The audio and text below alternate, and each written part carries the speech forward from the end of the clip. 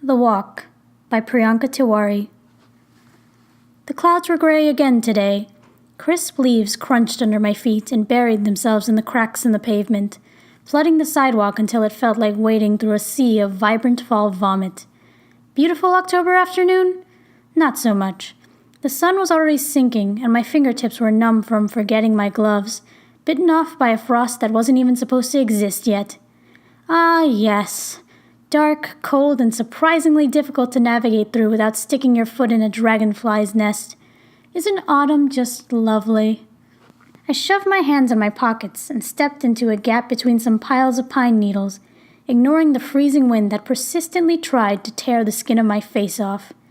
It was a long walk, and this wasn't my first 40-minute scenic trip. My backpack weighed heavily on both of my shoulders, digging deep into my bones as if hoping that this would be the day it would rip out my spine. I readjusted the straps, forcing myself to straighten up. Nothing had happened since September 3rd, but you can never be too sure. I wasn't in the mood for a delay anyway. But the walk was always the same. It started at 2:50 p.m. As soon as the bell rang, all the kids in class would jump out of their desks and rush to the door, hastily pronouncing their goodbyes and half-hearted regards to the teacher. Get up, finish packing. The stretch between home and I was an expanse of over a half an hour, not 2 minutes of sprinting past crowds of kids to jump on an equally crowded, but heated, gift of public transportation. Give a semi-genuine thanks to the teacher, slowly navigate out of the class and through the winding hallways. Enter the room surrounded by windows. I zip up my jacket. I can see the wind blowing through the laughing Chinese girl's hair as she steps in with her friends on the bus. Stare at some of the kids waiting, not so patiently, for a parent. I break the gaze when I walk out the door, but I can still feel their eyes on me, envious and filled with unrelenting assumptions. She can go home faster. 10 minutes is such a long time. My mom's going to be late, isn't she? Well, better late than never. Stage 1 complete. Enter Stage 2. Skin dry and flaking from the 40-degree weather report, needles pricking along my cheeks and stabbing into my palms. The taste in my mouth grows sour from the silence. Steps start in a rhythm along a straight path. At first, I'm not entirely alone. Groups of backpacks sway in front of me, their snickers and complaints about the cold and winter, and suddenly some geometry teacher echoing through the thin October air. Then they thin out themselves, one by one, following the squirrels into their burrows. Nothing interesting to eavesdrop. I doubt I'd like to listen to my own qualms about chemistry.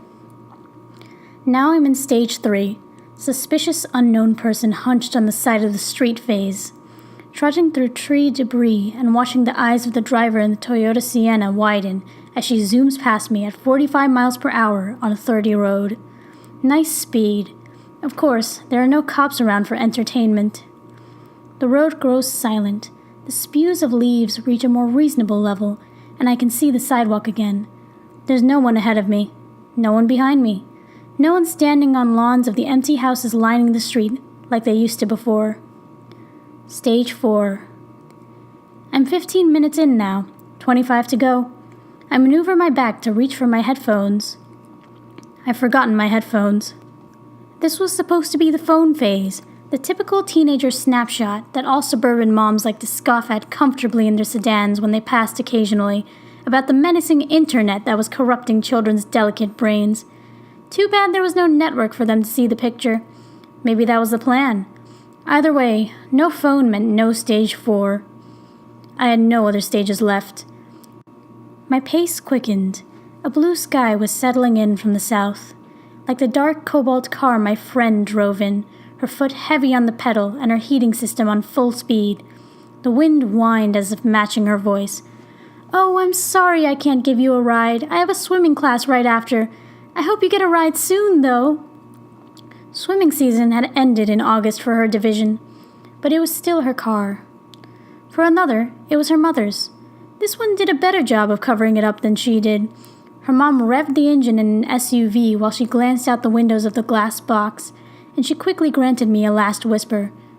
"My mom and I have to go shopping." "Fair enough, even if you had to shop on a Monday when our presentation was due tomorrow, and I saw you working on it 10 minutes later." Her mother raised her eyebrow at me when she hopped in the car, murmured something to which her daughter shook her head, and took off, completely clueless. I couldn't blame her. After all, she'd never heard of me before, had she? A lot of people hadn't. 10 blue messages, most of which still had the circle open. Some icons had slid down, but there was no response. Only one had said, "Sorry, can't," before asking me what the physics homework was. I had sighed and replied, "Page 122, 3 to 5. Thanks anyway." I had to cross the street now. Behind me, the church bell rang, signaling that I only had 10 minutes left.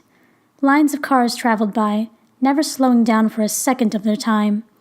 I waited for a good 5 minutes there itself before a car drove across into the neighborhood I wanted to go to, saving me from running the risk of becoming roadkill. The houses were positioning themselves far more familiarly.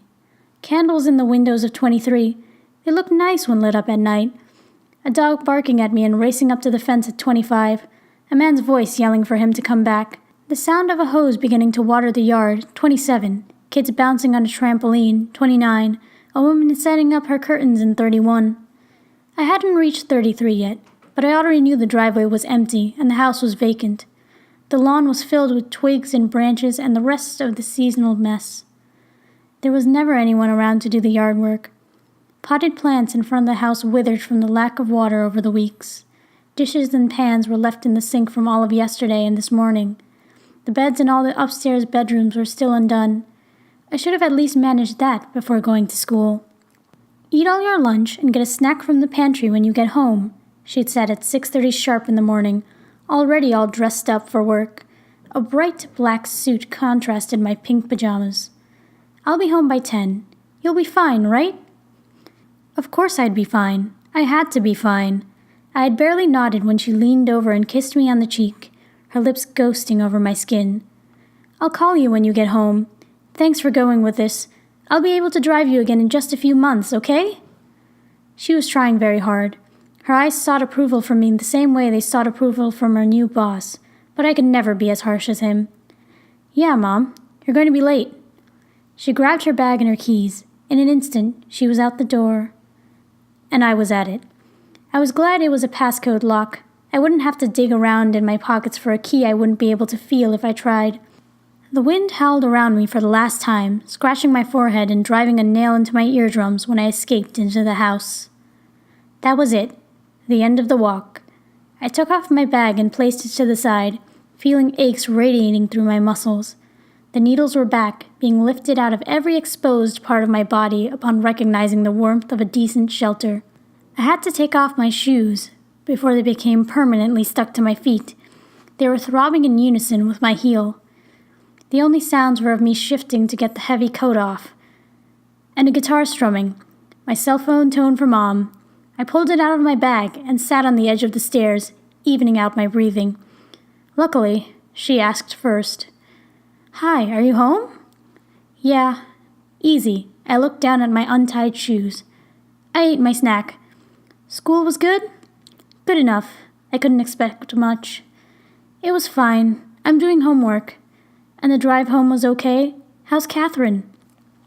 Getting out of school with the most gradual pace, watching everyone scatter when faced with the terrible weather, realizing how awful autumn is, forgetting my headphones but remembering all the useless things I didn't want to recall, a full 40 minutes of focusing on my feet. "It was a good drive home, Mom."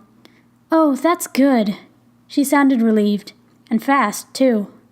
"I've got to go, but tell Catherine's mom thank you from me, all right? She's very kind to drop you off." I hesitated. I'd delete Catherine's mom's number from her phone soon. "No problem. Bye."